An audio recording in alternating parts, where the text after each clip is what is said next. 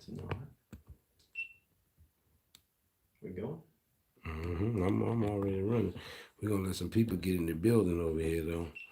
Back this up just a tad little bit.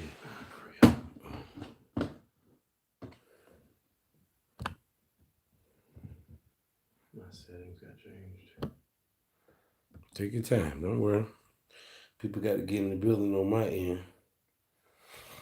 I just want them to be like a fly on the wall at what you got going on and at what we about to have going on with the conversation and the dialogue. And normally I talk with them and interact with them, but this will just be a live that they can sit in on and, All right. you know. My camera's ready. Yours is ready? All right. And it's counting. There we go. That's working. Right. Yeah, so like one of the goals of this is I want to be able to kind of show how we can grassroots this, but I'll start this audio off like normal. I've got a pre-roll that I just hit.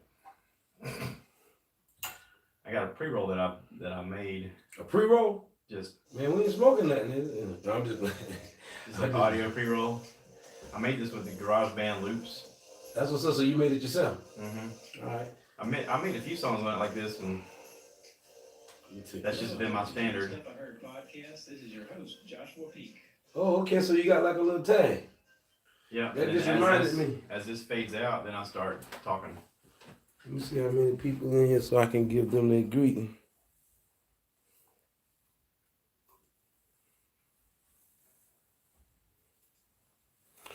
Okay. Yeah, it's going. And just start, people will join in.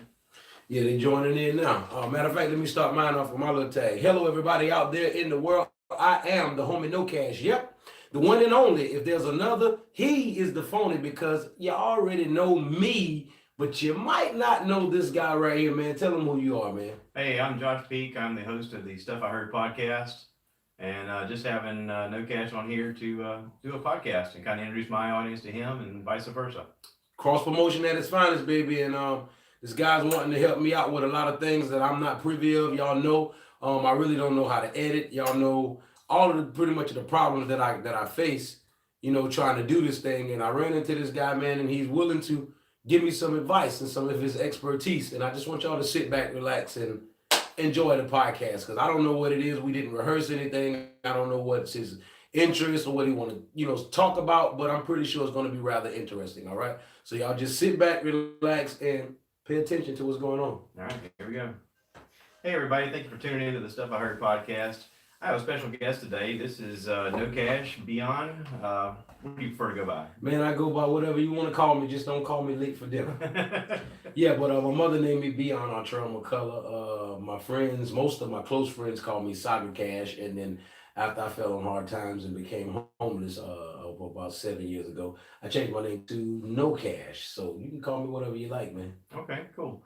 You and I have met because of Danny up at the King Cafe. Absolutely. Shouts out to old Dan the man. He's like, I guess we were sitting out eating dinner or lunch, and he was like, you know, I've been wanting you guys to meet. Yeah, he's like, you got to meet this guy. Yeah. And I was like, okay, I wonder why. And then he told me you had a YouTube channel and that you was working on a podcast and things of that nature. And a lot of those things, if I had those going on early on in my success of the viral stuff, you know, me having over 60 million views, I had about like at least 30 million of those views, 30 or 40, almost 5 years ago, 4 or 5 years ago. Wow. So if I was on top of what you up on now, then man, I could have some great traction going on. But well, you went viral for a reason, and like I went back and watched your YouTube videos and did some deep diving, and I saw like your first video was you homeless. That's right, singing for a Big Mac. The very first one was homeless man sings inside of McDonald's for a Big Mac. Yeah.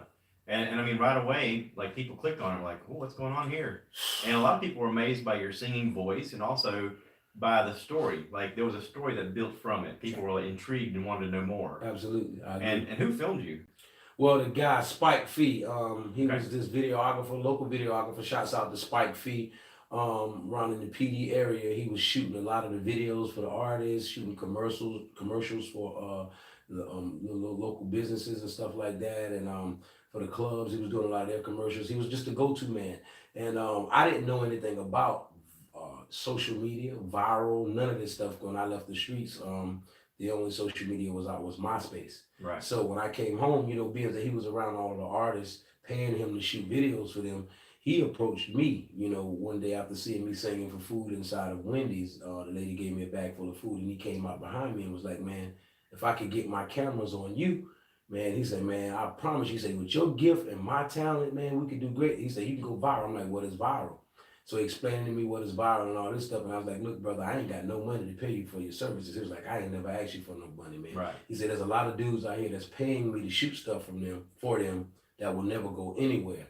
But with your talents and your gift, man, he said, I know you'll go viral. And I was like, he didn't expect it to do what it did, but he believed in me. And all it took for me was to just cooperate and do what I love to do. Right. And, get out of his way. And I did that. And now today I'm sitting here with you with over 60 million views and over 200,000 subscribers. That's cool. That's a lot. Yeah, it is. It is. That's, the amazing part about it to me is hearing your story of redemption, of how, you were talking about how you had a music career when you were young. Absolutely. You kind of had run on the wrong side of the tracks, trying to make a hustle and listen, selling drugs, man. Let's just call it what it is, because I don't, my life is very transparent. I'm a firm believer in, our negatives in life makes us who we are. Right. Our failures, our mishaps, our shortcomings, and I come to find out, being a person that has a lot of mishaps and mistakes and failures in my life, people who make a lot of mistakes, they be shameful and embarrassed a lot of times to talk about it or to deal with it. Yeah. And I find that when you truly deal with things like that, that's when you open and honest about it, and you dialogue with other people who went through the same similar things, and then you get advice to help strengthen you. Yeah. So man, I don't exploit nothing that I did. I'm not proud of any negative thing that I've done, but I'm a firm believer in you. If you work well with your negatives in the dark places that you were, you can make for greater pictures. Right. But I mean, back to the story. I mean, you got caught for selling drugs. Absolutely. Went to jail. Absolutely. Got out, and your grandmother's house. Well, no. Before I went to prison. Okay. I mean, I was in prison, right? And while I was in prison, my grandmother and my grandfather died. Oh. They raised me my whole life. So when I came home, I basically came home to no address. Had no place to really to live. When I got home, shortly after, my grandmother's house that they left had burned down. Wow. So, long story short, ever since me making the wrong decisions to go to prison, I didn't just lose my freedom. I lost my grandmother, my grandfather, my freedom, and I lost my deal with Sony Records. I was about to be getting signed with Sony Records the week before I got locked up. Jeez. Wow. That's incredible. I mean, a lot of my fans don't even know that, because I don't get on here and exploit. They don't know my past. They don't know how much, I don't exploit about me selling drugs or living the street life, or even some of the Saga Cash rapping lyrics and stuff that I used to do. I never really mixed the two on this platform, but this is a different thing right here. Right. This is the Stuff I Heard podcast. So we're talking about things that we've heard. Absolutely. And we're sort of exploring those things together.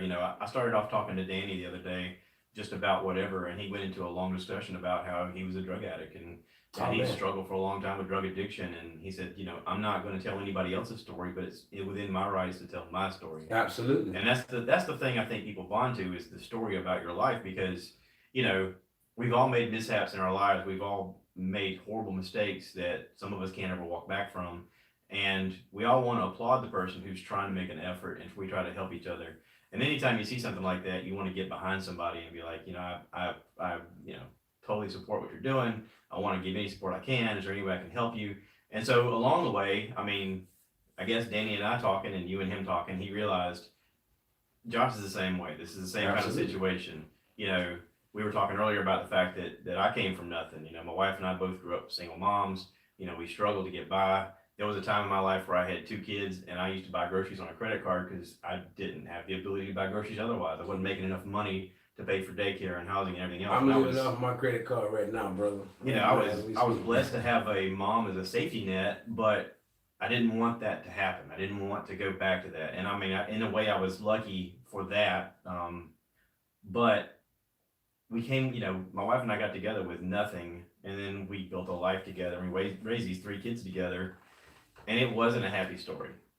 When you raise kids, they do their own little stupid things. Come on. And talking about selling drugs, one of our kids sold drugs, got addicted to drugs, almost died twice. And, you know, us in the emergency room, watching him on a ventilator, thinking this is it. The first time we were sad. The second time we were angry.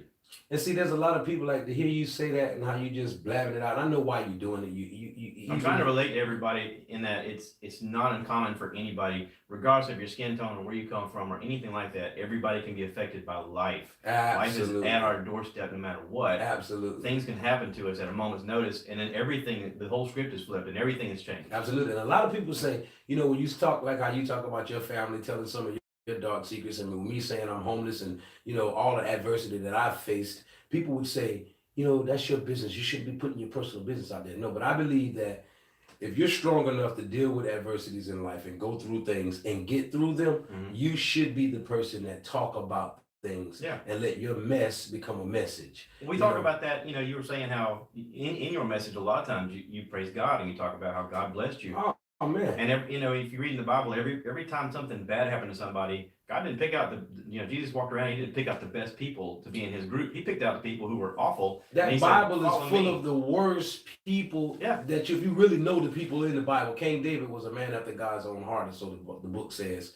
And King David was a murderer, a robber. He was all kinds of things. But the reason he was after a man after God's own heart, because when he did that wrong, he didn't continue to do wrong. He changed. That's right. He's turned to seek God's face. And we all have the ability to change. I mean, you know, no matter what our walk is, we're all faced with adversity. We're all making choices, good or bad, and we have to live with the consequences. But that's right. We can choose along the way to keep on that path or change. Absolutely. And you know, and see, with me, you know, coming back out into society after being released from prison, you was talking about that. You know, it's very easy to do the wrong thing. It's easy to do what you did to go to jail again. And if you look at the recidivism rate of people who return back to prison, it's very high. You know, and you know, it's a struggle having felonies on your record, you know, being someone that you did some things that your past reflect such a negative thing about yourself. Society don't want to give you a second chance. So it's hard to really try to do it right. And then it's easy to go and do the wrong thing again. So you see why people go back to prison a lot. But me, I made up in my mind, man, I said, prison is that place is for the birds. I tell people that all the time. I say it's for the bird because a cage is for a bird. I'm not a bird. I can't do, you know, much of nothing being confined to a little small area like that. And I made up in my mind that just wasn't a place that I wasn't going to go back to. Now, in order for that to happen, I had to walk a fine line. I had to do what I need to do to keep myself, you know, out of harm's way. And it was a tough, that's why I became homeless. You know, if I would have started selling drugs again, easily I could have been right back into another situation, balling again or doing something, looking at the police coming at me again. But I'm like, nah, you know, I'm not going to even let selling drugs be an option for me because it took me away from my family, my kids. It took me away from my deal. It took me away from being with my grandmother and my grandfather their last years. I don't want it to take anything else from me. And so I asked myself two questions, man, that helped me do it. You know, it's not easy, but for those of you who are, you know, wondering how did he do it? How can he, you know, resist to not sell drugs again when it's so easy? I asked myself two questions when I was in prison. And the first one was if I could get out and make $1 million, and I got caught by the police. If I was standing in front of the judge and the judge told me, if you go out there and get every dime that you made and bring it in today and put it on this table, I will let you free. It said, myself said, would you give him every dime that you have for your freedom? And quickly I said, yes. I would dig up every penny I had and I would put it on the table to be able to walk free with not a dime and be broke, right? And I was like, okay, cool. Next question. If you sold drugs again and you was able to make $10 million and you were able to take care of your kids from behind the wall with $10 million and making sure that they're straight, but you're away from them, would you rather do that or would you rather spend your time with your kids without any money at all? And myself said, I would rather spend my time with my kids without any money at all. And so then I said to myself, then why put your freedom on the line for money in the first place? Right. If $10 million is not enough, and you would give it all back, or you would turn down 10 million just to keep from going to jail, then why even take the chances and make the sacrifices of selling drugs again? And so that's why it was easy for me. It wasn't, you know, it wasn't so, I mean, it wasn't easy. It was simple, that, you know, to come up with what I was going to do, but how I was going to do it wasn't so easy. And that's where the homelessness came in at. Right. Man, that's incredible. And, you know, what was, besides the YouTube stuff, like your personal life, how did your life turn around in your personal life? Is there something that like happened that made everything start to move in a direction you wanted to go, or was it just a process of everything? Well, to at be once? honest with you, nothing happened until YouTube. As a matter of fact, a lot of bad was happening to me. People was taking advantage of me. You can sing. I wasn't a dummy, and I ain't hopeless, and I'm not helpless. I was very talented. I'm very talented. So there was a lot of people who, they see that and they try to take advantage of you. They use you, and it's all right to be used. I tell people all the time, if you can't be used, then you're useless. Right. So use me, but just don't misuse me, right? Mhm. And so I've run into a lot of people before the kNOwCASH viral situation where they would try to take advantage of my talents, different gifts and stuff that I have. I would allow myself to be used just to play fool to catch a fool, and many people played me for a fool. And so I believe it was God that put me in a place that, I would cling to people because I felt like I needed their assistance. So I needed something that they had, some money from them. I needed something that they possessed. And so I would attach myself to these people for vain reasons. And so in the end, when they did me wrong or misused me, I cannot blame them. I blame myself and I take accountability. But God set me in this quiet space, man, by myself with nothing, barely food, no place of my own to sleep. And that's when the blessing came. That's when YouTube blew up. That's when I went viral. YouTube, New York Times did 2 articles on me. One in August of February the 14th, and one in August 2014, and one in February 2015. And they didn't even know who I was. And so it was just all off of this viral stuff. I didn't been on World Star Hip Hop, Steve Harvey, Michael Baisden, to name all of them. They was talking about the homeless man, which was me, and not even knowing who I was, where my social media was, because at the time I didn't even have social media. And so this blessing just came out of the blue. And for yourself, man, being someone who's working on YouTube, it's hard to get subscribers and to get that traction going. I didn't even know where it came from, and it came out of the blue. And Spike Fee had the channel. Most of my videos was going up on his channel the first time. And so we put about 5 up on his channel, and then he kept his end of the bargain and said that if the videos went viral, he would start with my own channel, give it to me, and put the remainder of my videos up. He had about 8,000 subscribers. My viral videos took him from 8,000 till about 50. Then when he started my channel went from 0 subscribers all the way until about 100,000 in no time. Wow. And even him, for someone who felt like he knew about YouTube and he knew a lot about what was going on, he didn't even understand what was happening. And like I said, man, it was by the grace of God. We couldn't have planned that. I wasn't prepared for what happened, because if I was, I would have had my other social media and stuff developed. I would have been marketing more of my own personal content and songs and stuff like that, because my biggest video is me singing John Legend's All of Me. And it has over, I want to say 27 million views on it, but I don't get a dime from it because it's John Legend's song. Wow. And so all of this stuff, Is it because, like, I noticed a lot of times copyrighted stuff is weird about that's it. That's certain artists are like, no, you can't even sing my crap. Some Yeah. of them, though, like if you just have music on in the background and They'll sing, share it with you. some of them are okay with sharing, Mhm. but some of them have strict rules about it. If I Yeah, even they hear don't use it. like Yeah. I was at the Pecan Festival downtown recording a car show, and Background music you pick Tom up. Petty was on a thing like 3 blocks away, and they sent me a note and said cease and desist. I was like, what? Yes. I was yes, like, are you yes, kidding me? Yes. And so I took that same video, took all the songs off of it, Uh-huh. and just had a silent video wrote on there. Tom Petty can eat I know that's right. I know that's right. I know it wasn't him, but it's whoever It's the owns people music. that own the music. That's Yeah. right. And then it's a copyright thing. But see, all of those mistakes, and I'm glad that we got around to this. Those were mistakes that I had to make, because me neither Spike didn't understand what was going on. We was learning as we went along. So, even just early on, we was talking about how you take your mistakes and you learn from them and your failures. Now we've learned a lot, through failing our way to this success where we're at. And so who better to talk about these problems and give people solutions for things to watch out for when you're building your YouTube channel, because this is a realistic topic. Some people use it as an advantage as well. Like, say for instance, if my videos is going viral and I'm doing 100,000, views every couple of days, I got my own music, I would play my own music softly in the background. Yeah. And I get the benefit from it. It'll send you a copyright. There's even weird things about that. Like I was telling you about how I made some music on GarageBand just using the loops. I made some music to have as background stuff for whenever videos needed to be not with music in the background, like going around the car show. And I got something on YouTube recently saying monetization is claimed by somebody else, and I'm like, I made that music. How can they claim it? There's no way to dispute it. Like I sent a letter back to them, but they were like, sorry.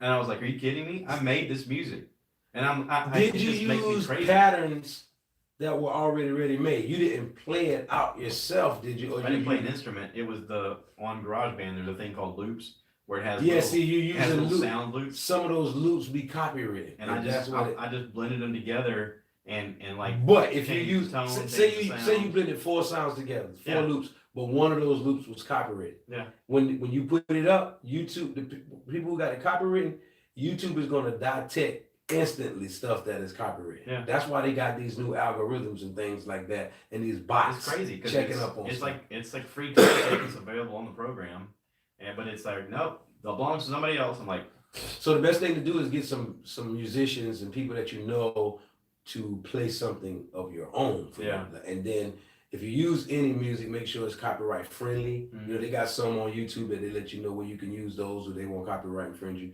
Or if you could make your own music, you know, like me. well, the intro to this is part of that thing that I've made, but nobody touches the intro because it's only 10 seconds long. Okay. So nobody cares about it. I think there's some weird algorithm where it has to be like longer than 15 seconds for them to pick up on. That's it. what I think they used to say, but I think now that with the algorithms being changed so much, man, they're very sensitive to a lot of stuff. Now Yeah. you just gotta fly right and do your passionate content that you are true to, because anything else is I wonder how some of these big YouTubers do it. Like, I watch Casey Neistat a good bit. He's from New York, and a lot of times he'll have popular music playing while he's doing his video. because they work in deals with people. Like, say for instance, if he worked a deal with me, I'm an artist. I say, hey, put my music in the background. I'll pay you.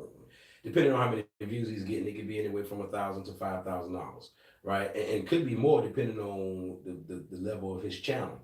So I pay him $5,000 to play my music in the background of the video. He won't get paid. He will get copyright infringed. He won't get no money from it, but he just helped me. Mm. So that's why I would pay him. I know he always credits like the whoever the artist is in this thing, That's it. but I That's figured there's some kind of collaboration there where they shake hands and be like, "Hey, you can use your music." They you get know. paid, not no collaboration. He getting paid, brother. Okay. You can best They get a believe. percentage. That's no upfront money. It's like if you put it's like an Instagram when you get so many views on your podcast, Mhm. artists will do that with you too. They'll say, hey man, I'll pay you such and such money if you play my song in your intermission. Okay. Like say for instance, if you got enough people listening to your podcast, so you got Oh, 50,000 for people. like an unknown artist, it's a way for them to get heard. There you go. Okay. That's the science. If you're thinking about somebody who got a few 100,000 subscribers or 1,000,000 subscribers, and you get them to play your stuff on their videos where they get millions of views, that's going to help you. I think he's up to 12 million subscribers now. See there? That's Something it. crazy. There you go. But So- yeah, I guess at a certain point people seek you out. So they getting more. He getting more than possibly $4,000 or $5,000 for them to play that because it's worth it to him. Yeah. Then. Yeah, You because got the paid. eyeballs on it or ears That's on right. it. That's Yeah. right. Okay, cool. There was a lot of questions I had, and you kind of answered them all in a hurry. Well, no, go back to it. I'm talking, right? But go back to any question that you want to ask because, you know, I got an answer for you, man. My life is an open book. I'm very transparent. So, Well, one of the things I want to talk about was you have something upcoming. You and I are talking about a trip that you're going to take back to New York. Oh, yeah. For an interview or audition for The Voice. well, it's not actually in New York. It's in Durham, North Carolina. Okay. Durham, North Carolina. And yeah, I got an audition for The Voice. That's on February the 12th. That's for the people on his podcast, and that's for everybody on my YouTube channel, man. I told y'all the actual wrong date. I said February the 13th. I had it wrong. It's February the 12th, but I will be, you know, talking more about it. I'm practicing and getting myself together for it. So y'all just say your prayers, man, and be tuned in. You'll make sure that we make this thing happen. I'm going to need y'all, the cashiers and your podcast followers. That's right. That'll be cool. For sure, man. I think, you know, you and I were talking about this before. I think that, you know, vocally you shouldn't have any problems, but more than anything, it's going to be your story that's going to help you become something they want to promote. When they hear your story and they understand who you are, it's well, we're gonna going be to receive that, story y'all. they We're wanna going to talk receive about. that. I like the way you put that, man. I mean, a lot of times, I'm going to be honest with you, early on, I want to say when I first went viral, I went and I auditioned for The Voice. It was in Atlanta, and it was a whole bunch of people there, man. I'm talking about thousands of people. And they actually pulled me to the side. They say, anybody we pull to the side and talk to, you can probably, we're going to get back with you and you possibly can go further.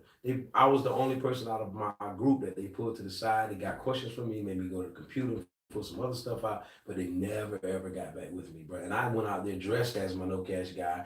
It was freshly after I was viral. New York Times article was out and all of that, and they didn't really bite the situation. But you know, there's a time for everything, a time and a place for everything. So this time, the idea of the voice is basically they got their backs turned and you're singing, and then they hear something and they go, "Oh, what's this guy gonna look like?" That's and right. they hit the button, turn around, and that's when they make a decision. So I would think that if you just dress as yourself, just like you are now or whatever, and there's an opportunity for them to hear you and they go, "Okay, sounds good," but then ask you any questions about your life, and then they find and out. and the more you rehearse, basically like you've been doing, Yeah. telling your story over and over again, being an open book, it's going to be that story that they can sell on television because they got to fill 30 minutes every night.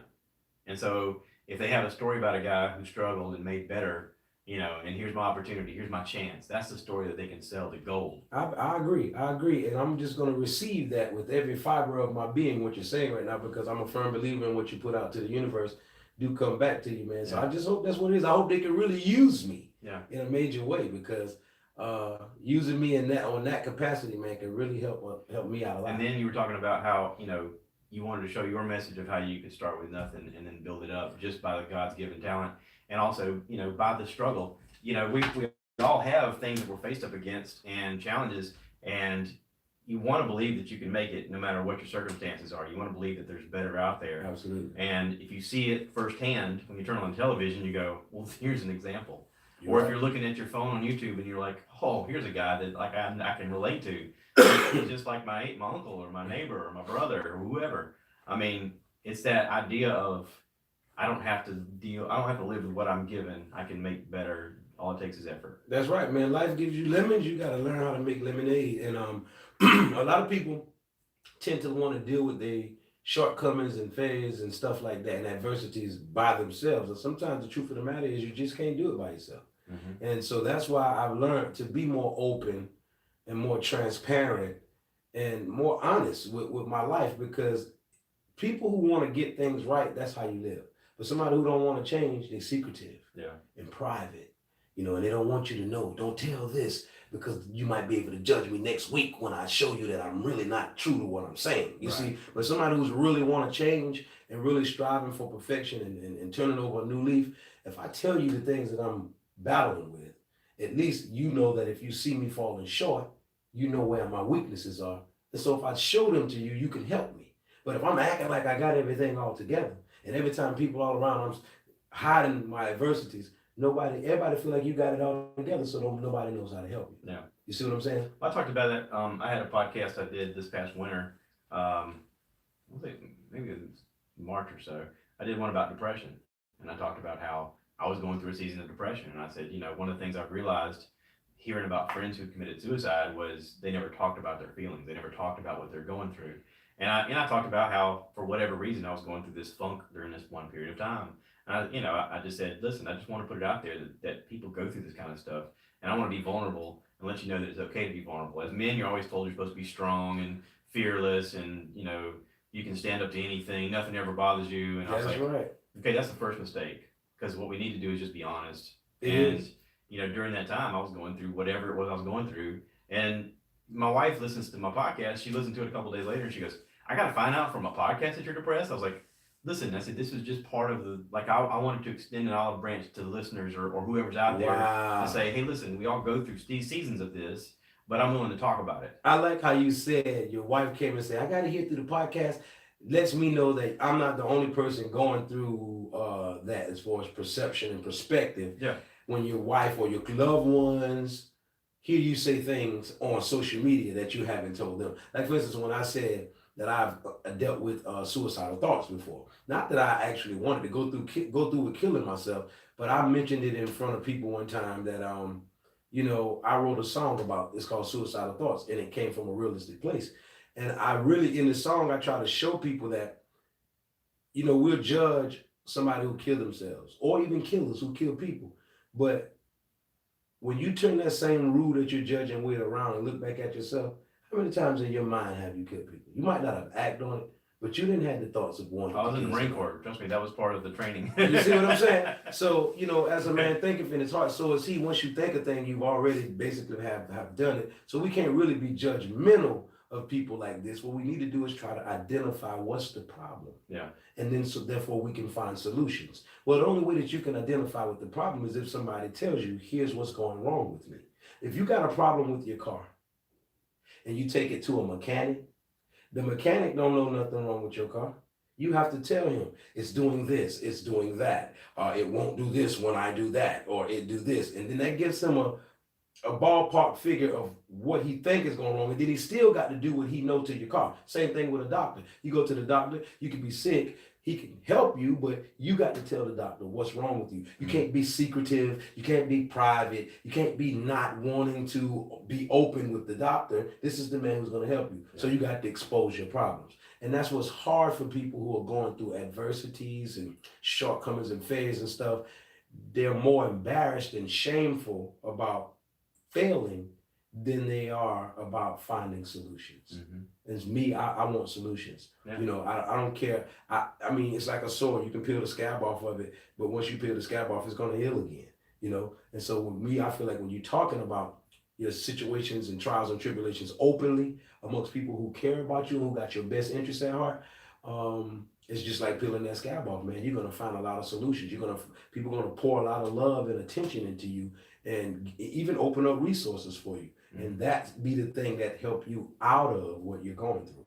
And so my message to people is, man, I know people want to be private and secretive, and you have a certain amount of personal things going on in your life. Everybody wants their privacy, but a lot of times when you're going through things in life, you can't be so private about them because nobody knows how to help you. You have to tell people what's the issues that you're going through if they're going to be helpmate to you. That's good. I like that. Yeah, you're right. This whole podcast started about 2 years ago.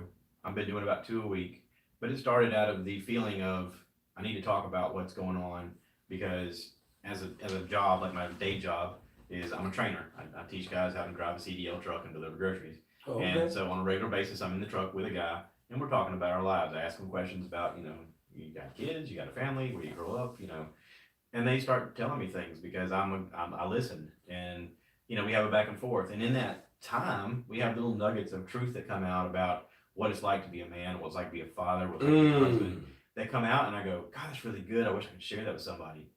And I just kept finding myself saying, I wish I could share this with somebody. And the biggest thing that I came away with was community. Like if you could build a community within the group of people that are around you, everybody that you come in contact with is a potential person that is in your community. Absolutely. You can have an influence over them. So like, let's say I have a thought and I share it with you. Maybe I know 1,000 people, you know 1,000 people. Suddenly 2,000 people could have that thought just because we share the same thought. And out of our 2,000, 1,000 from you, 1,000 from me fan base, there might be 100 people total that can help us manifest something. Right. And because of that, it doesn't matter where you are, where you start, you can change the world just by a thought. That's right. So that's right. Kind of the purpose of this. When I started off, it was just me talking in a microphone for 30 minutes because I was like, well, I guess I'm going to do this. But then I realized along the way, it's a lot better if I talk to other people because then I can have a conversation and other people can find about them and they can talk about what they're going through. And if they have any kind of platform whatsoever, like you do, then that allows them to also have a platform with my audience and whatever. I mean, especially if you can do something with other creators. Well, see, the thing that's interesting to me about what you're saying here is that you regardless of whether you knew how to do it, what to expect, whether you had everything you needed or you felt like you needed, you still went on and you started it. Right. And you did it with just you. Right. I have people ask me, how'd you get started? I was like, I didn't know what I was doing. So whether you did it wrong, whether you did it with just you and you needed 2 or 3, you didn't wait till you get another or wait till the third, you said, I'm going to start now. Yeah. And because of starting it now, you've attracted some of what you need to have what you got going on right now. And no matter what you want to do in life, it all starts with wanting to do something, and then you got to put it to action. And like you said, it doesn't matter if you get it right, just try. That's right. Listen, you got to make an effort. You got to try. I tell people all the time, when you try to learn how to ride a bike, I don't know nobody who jumped right on the bike and rode it. Right. I don't know anybody that did that. So when you're thinking of that, you had to go through skinning your knees, skinning your feet, your hand or whatever, falling off. People went through a lot of adversity trying to learn how to ride a bike, but it didn't stop you from getting back on the bike and learning. Mhm. And once you learn, right, now you got it. You don't never forget how to ride a bike. So I tell people, the failures that you go through in life to learn things, they're what help you to get those things right Right. all the time. And we're lucky enough to live in such a time where we have YouTube, where people are basically sharing everything they learn. That's right. Anything That's you right. want to learn, you can type it in, and there's somebody going, "This is how I did this," and you go, "Huh, I could do that. I got some of that crap around." That's a science to life. The things that you gather it with knowledge about, okay, the things that you're passionate about. If you are a mechanic and you're passionate about fixing cars, you're going to gather knowledge in certain things about fixing a car. And once you figure out how to fix the problems that people have with cars, that is a career for you. Right. Just for having that knowledge, and being able to say, hey, like a YouTube channel, I'm going to show y'all how to fix a carburetor. If you didn't take time to learn, how to fix this problem, be it makeup problem, be it a mechanic, be it computer work, editing, whatever your passion is, man, just learn something, get some information, some knowledge and some wisdom, and then share it with people. And Like that's right the now, recipe. Like, I'm sure you probably have some people on live that are watching us going, "How do you do all this studio crap?"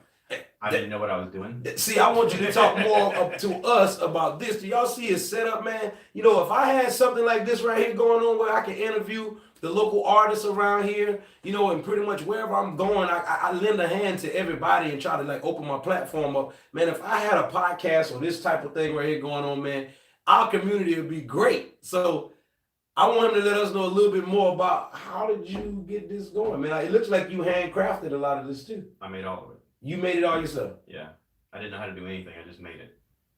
That chair you're sitting in is the first chair I ever made. And so you didn't even know how to make chairs. Y'all hear that? I had a piece of wood and I kept looking at it going, it kind of looks like the back of a chair. I think I could make this. Do y'all hear that? I'm showing he's living proof that if you just put your mind to something and be passionate about it. Let's talk about the Anchor thing first, okay? The what? The podcast. Okay. So on the podcast, I wanted to start a podcast, and I listen to podcasts on the radio on my phone while I'm driving down the road because I'm trying to stay awake. And one of the podcasts I was listening to one morning, this guy does an intro with his wife where they talk about this is what the episode's going to be. And his wife says, "I get asked all the time, how do I start a podcast?" And she goes, "I just found the easiest way. It's an app that you download on your phone. It's called Anchor." And I was like, "What? Did I just hear that right?" And I rewound it and hit play again, and she said Anchor, ANCHOR. It's a little purple icon. I think I heard of it too. I clicked on it on my phone and downloaded it, and I just followed the steps on there. Basically, it helps if you have like a separate Gmail account. That way, anything that they want to send you goes directly to that, so it doesn't get in your spam filter of your normal thing. I made a separate Gmail account. Then I had to come up with a name for the podcast. I was like, I don't know what to call this thing. I literally sat up one night just writing down things I thought would be a title. I don't know how I came up with stuff I heard, but I told my wife, I was like, I just want to talk about the podcasts I listen to and stuff that I see on Netflix, and I want to have conversations with people. And I was like, just be stuff I heard. And she goes, "There's your title." Stuff I heard. So I came up with that, and then I just followed. Well, it sounds like she came up with that. You got to give her 5%. Well, she gets all that. But it started off with there was a red button that said record. I hit record and just started talking, and I was like, "This is it." Of course, I learned along the way that there's problems with that when you're using your phone, because if you're recording on the thing and somebody calls you, it interrupts it. Okay, So I was okay. Oh, crap. See, it's always stuff. You got to trial and error. That was like step one. Step two was I realized that I could download something on my phone called voice memos, and all it is a recording file.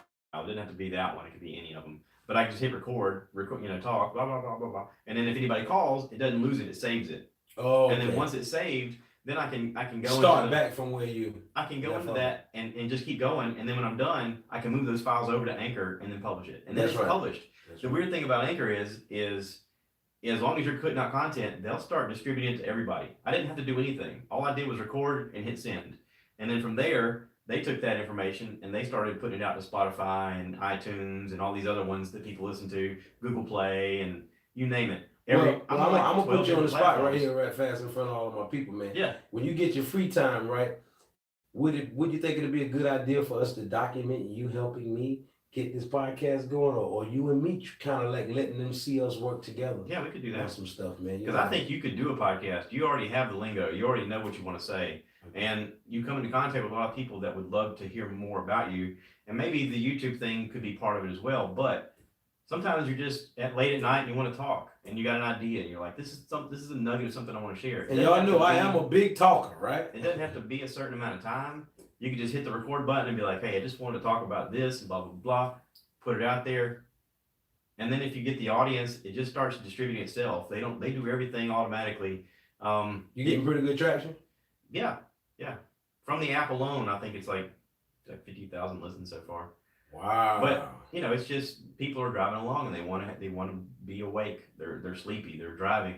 They're tired. Or they're they're on a interested in forklift what at their you job. talk about a lot of times. Or you have a subject they want to listen to. That's right. I mean, I've listened to plenty of podcasts where I fall out of love with them just because they're boring as hell to listen to. That's right. I mean, you got to kind of engage the people a little bit and be like, hey, I want to get you involved.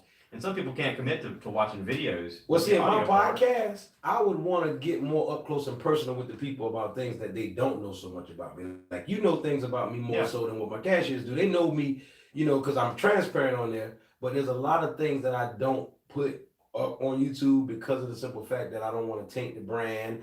I have a lot of kids watching me, a lot of older people. But on my podcast, I can kind of get more realistic and up close and personal with some of the adventure that my life had been through. I sold drugs, man, all my life. And no, I don't exploit it and I'm not proud of it, but there's things that I went through that I failed at and I did it wrong and learned different things that if I let people know that, man, it can help them, Yeah. So I just I'm interested in kind of like opening up in a podcast and letting people get up close and personal with some of the stuff that I've encountered in my life. Well, that'll be an interesting podcast. Yeah.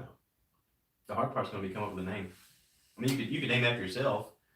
Well, yeah. See, that's what I probably would do. I would go more with my personal self instead of a character. Yeah. My name is Beyond Artrell McCullough. I'll probably go with something like Beyond Art or something like that. There you go. And go about my whole life, not just about homelessness, not just about selling drugs, not just about going to prison. I will talk about life and adversities, period, and how we need to deal with it to fix it and make life better. I like it. It's inspiring. Thank you, brother. Thank you, brother. You're going to help me do it. We can do it. I mean, That's right. You're going to help me do there it. ain't much to it, really. How about it? I'm an idiot and I figured it out. Well, hey, man, I don't think you more of a computer. I call myself a computer dummy because I am not computer savvy. I don't know. It just took me. Shouts out to my spiritual mother. I call her my spiritual mother. Her name is Miss Deborah. She's one of my cashiers. She reached out to me about 3 years ago. And they saw me saying I didn't have a laptop. I didn't have a computer. I didn't know how to edit anything. And that's why my channel was suffering. And my channel took a large hit over the past 3 years. But she took it upon herself. She said, look, I'm going to send you a laptop and a computer so you can learn this stuff yourself. And she sent me a very nice computer, kept her end of the bargain, and sent me a laptop. And just then, 3 years ago, I learned how to turn the computer on and do little simple things on the laptop and computer. But until then, man, I didn't even know how to turn it on.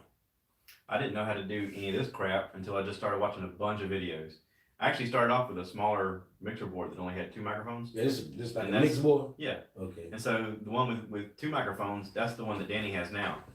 Because he was like, I want to get a mixer board just like And this. you got 4 microphones? I got 4 right now, yeah. Wow. Okay. And so, like I said, this just started off with me going, I don't know what I'm doing, but let's try it. And I've documented my stuff on YouTube every step of the way.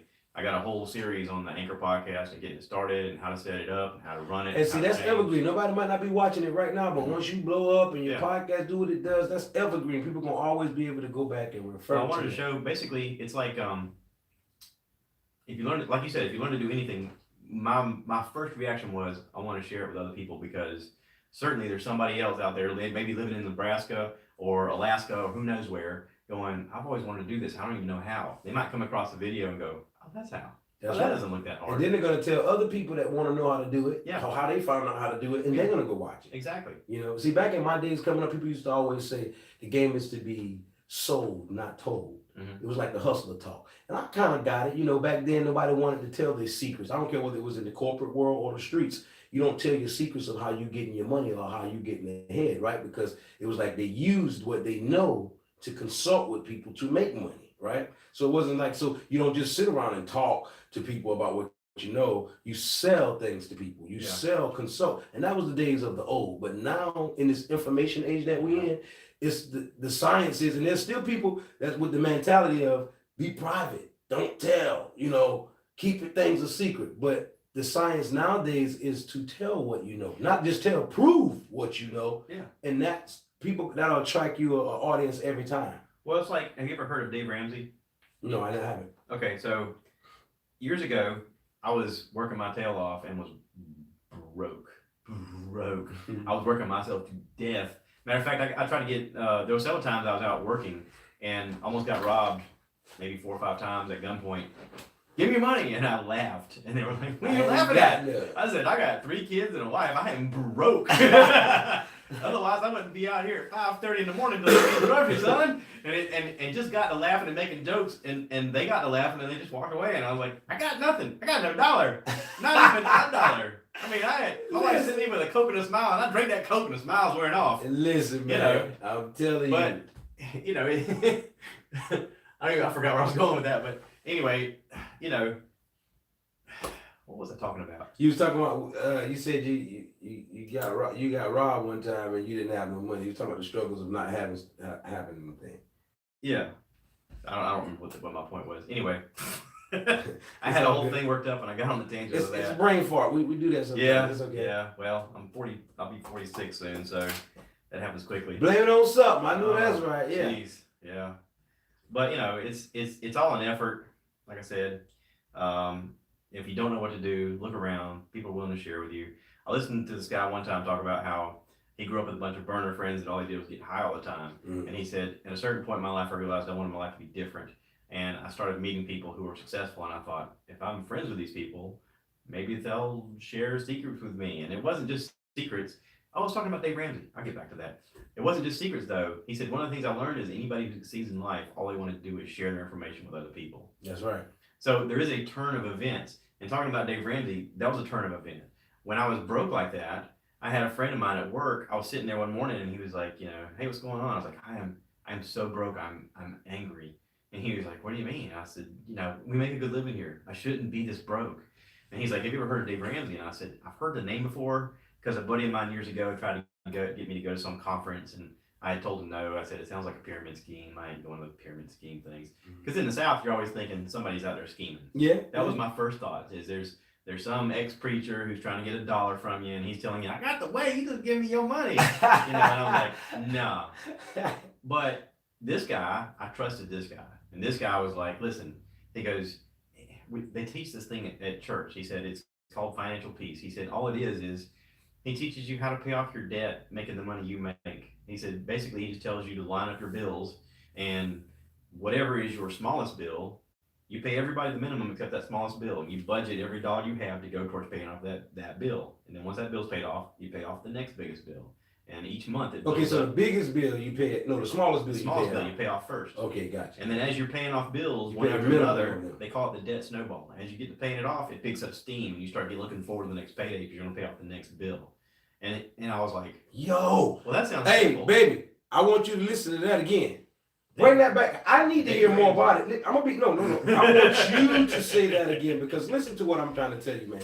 I have this science, right, as a homeless man. And I still say homeless because people need to realize that if you don't have your own address and your own name or with your wife or as a companion, you are homeless, period. There's no way around it. You could be staying in the shelter, you could be living with people, couch surfing, or you could be out on the street. There's different levels of homelessness, but you are homeless. Mm-hmm. But I'm saying to myself, no, I'm not homeless and out on the street and struggling like that. But as a homeless man, even coming from that, over the past 7 years of dealing with homelessness, I had the intelligence to know that I need to work on my credit, know that I need to try to build my credit and do things to help build it. And what I did was got secured credit cards, right? And this was about, I want to say 3 years ago. And people used to always tell me, God gave me some good instructions. He said, never use more than a third of your credit line and pay it all back during the month. Whether you can or not, you want to try to pay it all back, but if you can't, that's fine. It ain't going to go against you. But he explained the stuff to me very well, right? And I, as a homeless guy, I'm keeping up with this. I could have easily took advantage of my credit, misused my credit and stuff. Mm-hmm. But hearing you say what you're saying now, I have this thing now that I got a job and I've been working now for 3 months. Shouts out to Habitat for Humanity Restore in Florence, South Carolina. The plug for y'all. But, I haven't been working there but for about 3 months now. And I have a pattern of getting my money and I didn't do it the way you said, like paying off the least bill and then the bare minimum on the other ones. Mhm. I pay off the most that I can pay to each one, right? And my wife asked me questions like, why do you do that? Her science would be more like what you were saying. She said, why don't you pay the bare minimum on it? Because you don't have to pay it back all. I'm like, look, I know that, but that's why my credit is the way that it is. Yeah, so if you pay the bare minimum to everybody except for your smallest one, you basically you have to be honest with yourself about what you're going to spend on food, on clothes, on entertainment, whatever it is. And you got to write down your bills and say, this is the amount of dollars I'm bringing in. This is the amount of dollars that have to go out. This is the excess money. All of that money needs to go toward that smallest bill first. And when you And pay then what that you got off, left, you pay the bare minimum of that. yep, You everybody. heard that, babe? We got everybody- science. Now, thank you for that. I knew you was on this up. all your minimum payments get met. Whatever excess money you have goes toward that smallest one. And you pay When that it's paid off. then you use that same money, including what you paid that one, to go to your next smallest one. And before you know it, you're paying them off. When we started, I think we probably had $20,000 worth of credit card debt. We had a van payment. We had a motorcycle payment. We had 3 kids living here. We had another secondary debt that was brought into the marriage of another 20 grand. We had a second mortgage that was another 20 grand. And it was just eating us alive. And I finally just said, we got to do something different. And this guy, he said, listen, he goes, Dave Ramsey does this free. Like, you can pay to have his little course. He goes, but I can just tell you everything you need to know right here. He said, you can listen to his radio program. It's on the radio for free. You can look at it online. He's got a website, DaveRamsey.com. Get up off your do-nothing stool, my good buddy, and go back to school if nothing. All right, now we back. Now let me make sure people can't interfere with me this time. We're getting it all set up here. All listening. There we go. Boom, boom, boom. All good? Now we're back. Okay. So basically, like, if you go on his website, DaveRamsey.com, he's got a free calculator tool in there for budgeting. He's got free, all of his content that he's ever put on the radio is on there for free. You can just listen to it and click on it. He's got a podcast, Dave Ramsey podcast. And every one of them is just him talking about, this is what I did. And he talks about being a real estate guy and losing everything. He said, I lost everything. He said, and I'm leasing a Jaguar that I can't afford, and we're basically homeless. And he said, and I finally had to give the Jaguar up and just be honest with myself and go, I can't afford anything. See, And most he said, people I find that don't deal with life in a realistic way, did he doing what you saying he was doing? He said his wife had a brother, and they had like a 70s rusted out Cadillac, and he said, and he let me borrow he called it the Bondo buggy. He said, I borrowed that Bondo buggy and I drove it for about 6 months, and I saved every dollar I had until I had $1,000 saved up. And I went and bought me $1,000 piece of crap, something to drive back and forth to work. I thanked him over and over and over again for letting me borrow that car. He said, I just continued to work my tail off on paying off my debt, and I saved up another $1,000 in another 6 months. I sold that car and I bought a $2,000 piece of crap, and it was a little bit better. He said, and I kept doing that over the years Until you upgrade. until I ended up buying. I was able to afford to buy that Jaguar eventually one day. He said, the minute I drove it off the lot, I thought, this thing is nothing but ego, and that part of me is dead. I didn't need it. He That's said, right. He That's said, right. I drove off the lot, turned right back around, drove back, and said, I changed my mind. He said, I don't need that. He said, That's right. That part of my ego is gone. He's a smart man. Like before I went into prison, I had a, you know, man, my desires were way big, man. I wanted to name brand this, name it Louis, Gucci, Prada, Balenciaga this, you know, Burberry. If it was a big name, Hermes, I just, you know, I felt like I needed those things. I wasn't me without those things, and I got them, you know. But like you said, the guy, man, I went to prison and I learned how to survive with a uniform that don't cost no more than $4. Your boots don't cost no more than $2. And nothing in there is whether you can splurge or floss and you make do. You really are happy when you get your little uniform creased out and you go down to visitation looking real good with your whole outfit not even costing $6. You know, you feel real good. You don't need those name brands then. So when I figured that out, man, it made me learn to decrease my desires, because I learned that if you wanted to increase your happy times, just decrease your desires. A lot of people are out here having champagne taste with only beer money. Yeah. And that causes Living depression. way above their budget. Yes. And that's part of one of his shows. Like, he has a call-in section of his show where people call in and they say, hey, David, way over my head, what do I do? And he says, oh, how much do you make? And they're like, I make like $30,000 a year. He goes, what do you drive? I drive a BMW, blah, blah, blah. He goes, whoa. He goes, you're outspending yourself on your car. There go your You mistake, can't afford right? it. You need to get rid of it. Well, I'm upside down. Well, of course you are. But you're still pretty harsh about it. He's like, I got nothing in this, but I'm trying to help you. That's He right. said, I realized along the way I could have kept this to myself. He goes, but God blessed me enough to get out of this mess on just these simple things that I learned myself by making errors. He goes, but I learned this part and it works. And he's been doing this thing for over 20 years. But he's got a free show. Everything's free.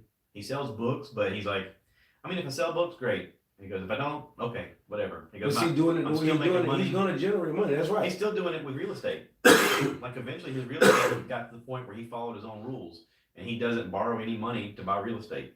He pays cash for it. So he has like rental properties, he has like business properties, he pays cash for it. And then he's like, I want my credit score to be 0.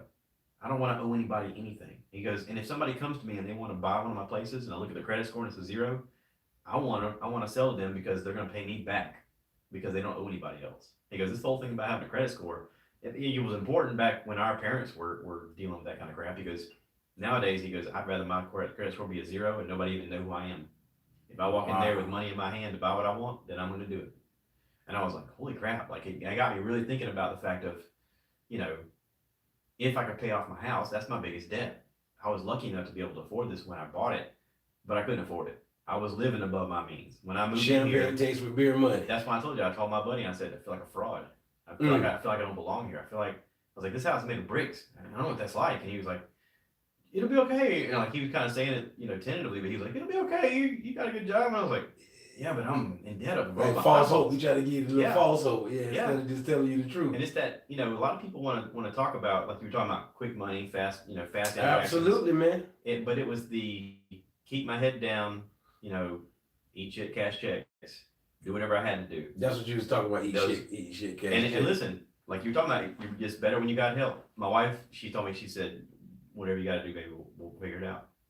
Every step of the way. When I met her, I was a single parent with 2 kids, and I was dealing with a lot of crap with my ex-wife.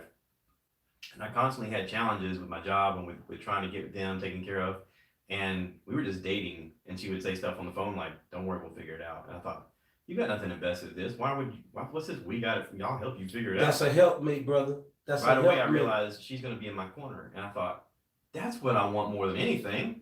Not all the crap I used to think was important in life. Sex, the looks, and all of that stuff. Important. You're right, man. I'm gonna tell you, that's the reason somebody why. in my corner, somebody who's going to be supportive. And I thought, well, if I'm willing to give that, certainly I should be asking for it too. And if you're willing this to was give it, yeah, then certainly you should be asking for absolutely. it too. See, that's the thing is, young people nowadays they don't know what they want, and they fool themselves with what they want, and then when it finally comes around, they go, aha. And some of them are getting what they want. Let's just say you got some little girl in the projects in the hood. Mm-hmm. She's on, my mama's on welfare. She can't even barely afford lunch for school. But she meets this guy, and because he's hustling and making money, she wants a Louis bag. You can't even buy yourself a Louis bag. Mm-hmm. But because you meet a guy who could potentially possibly get you a Louis bag, now you want a Louis bag. If this guy would spend that much money on a pocketbook for you, you shouldn't even be wanting him to put it on a pocketbook. Right. You get what I'm saying? Yeah. And so a lot of times that's what we do. Our desires get us in any amount of trouble that we get in life. I don't care what you did to get in trouble.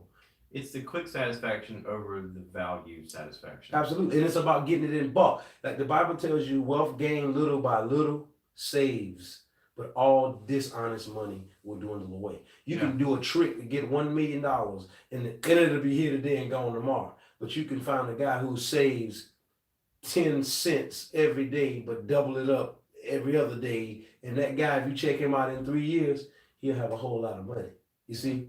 And so I've learned that, man. You know, I wanted it fast, and I wanted the quick fix, you know, and I wanted more than what I needed. And when I decreased my desires, man, I was this homeless man that was doing more with my life than people who was working on jobs. You know, something you said made me think about it. When I worked at Budweiser, at the time, they had no ownership or distribution rights, whatever, to Heineken or Corona. And they were selling really well. At the time, Jay-Z was doing commercials selling Heineken.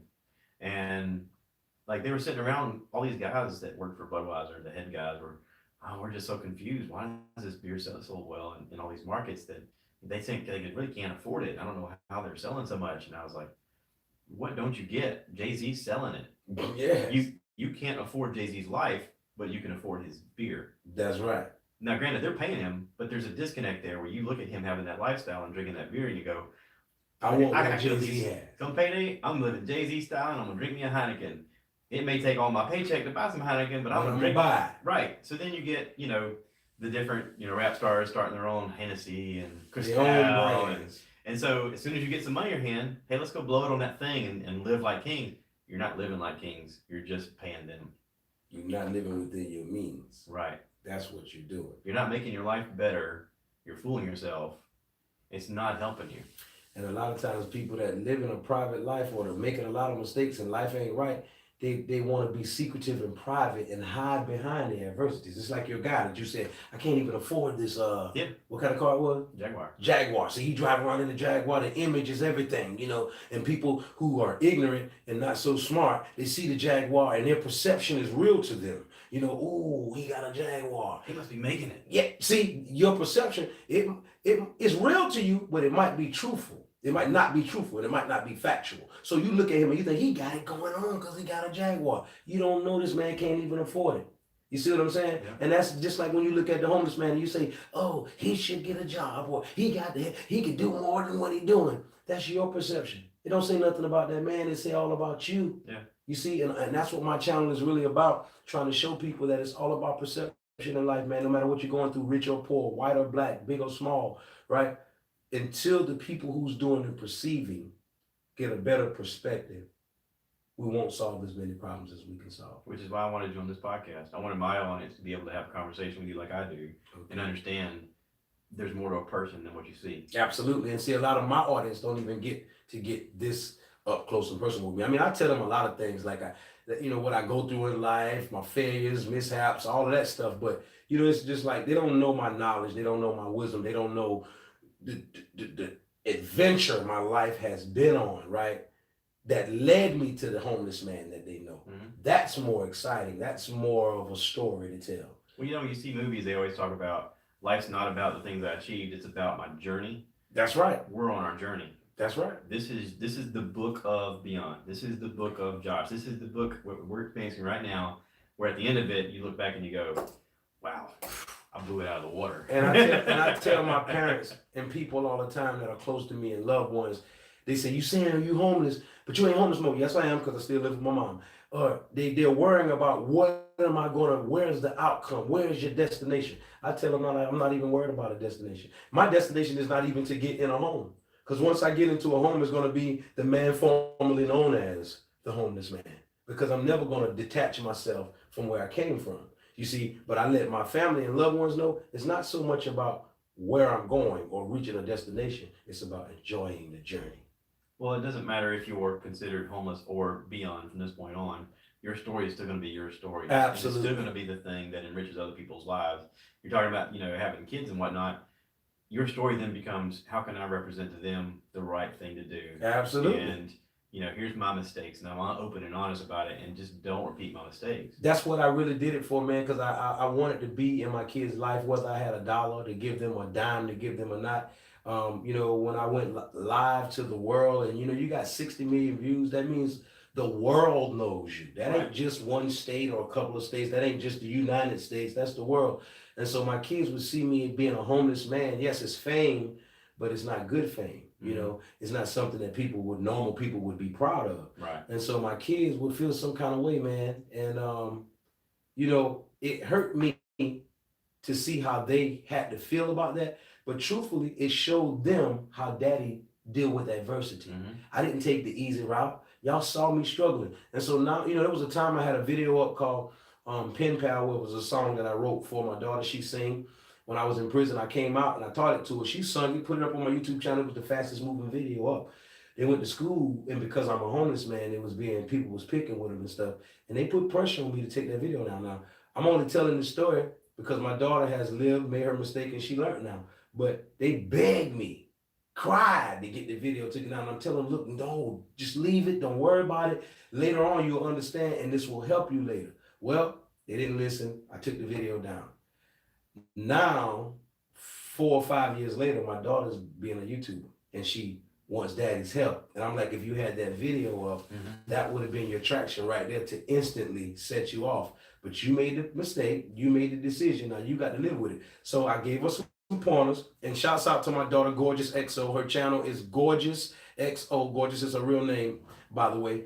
I told her to get rid of the old stuff she was doing, started a new, gave her some advice, and she listened to me, man, and now she got over triple the subscribers that she had in just a couple of months. That's cool. But you know, I like to tell people a lot of times what you think about something, and then your perception of a thing and the decision that you make will determine your failure or not. You know, and man, you wouldn't believe that resilience and that ability to change and that ability to adapt. You know, I've heard it called grit. You know, oh yeah, we as average folks, we tend to look at athletes and we go, wow, that's an amazing athlete. I mean, like right now, we're getting ready to watch Derrick Henry as a running back with the Tennessee Titans. Last week, he just pushed people around, grown men, he just pushed around. You're like, whoa. And it's hard to mistake that talent and that ability, but we don't necessarily say it or talk about it as much, but we tend to do the same thing with people's grit and their resilience. And when we have that in a person that we know, we tend to value that person just as much as we value that athlete on the field. absolutely. But that's something that is a gift that you can give to your children. And, you know, your only hope is that they get that same kind of resilience because, you know, life is tough. It's going to throw them a lot of different curveballs. Oh, absolutely. And, man. you know, no matter who's out there watching, you're dealing with a lot. We know. I mean, we're doing it too. Main thing I didn't want them to do is see me try to take the easy route all the time. You know, Yeah. see me do what everybody else is doing. I want them to see Daddy took the tougher route. It wasn't easy. You know, he went through some things, but he kept his dignity. You know, he was respectful. You know, and that's the thing. Now that when she called me to ask about stuff, she lets me know, like, man, I should have listened to you and blah, blah, blah. But that's what mistakes are for. You make the mistakes, you live, and you learn.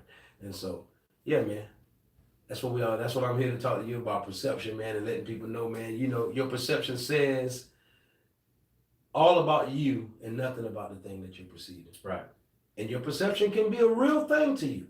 But just because you perceive it doesn't make it factual or doesn't make it true. So, you know. Cool. This is good. Yeah. I appreciate you coming on here. I appreciate you for having me, brother. And you got anything you want to know before I sign off of mine? I'm going to make sure to tag you on everything. Yeah, please do. And let everybody know that my YouTube channel is kNOwCash, kNOwCAH, or either kNOwCash 843. If y'all looking for me on Facebook, I got a fan page, kNOwCAH, or you can send me a friend request to my personal fan page or follow me. I got over 14,000 followers at Beyond, BYON, ARTRELL, Artrell McCullough, MCCULLOUGH. My website is www.IKNOWCash.com. And y'all just stay tuned, man. Like we said, I'm going to The Voice on February the 12th. Y'all stay tuned for that. Be attentive. Come to the YouTube page, man. Hit that subscribe button. Turn on your notifications bells. Strap on your seatbelt and enjoy the ride, man. Thank you for having me, brother. I appreciate it. Hey, and if any of my audience want to check him out, be sure to go on his YouTube page. You're going to see a lot of stuff of him singing, a lot of the old videos.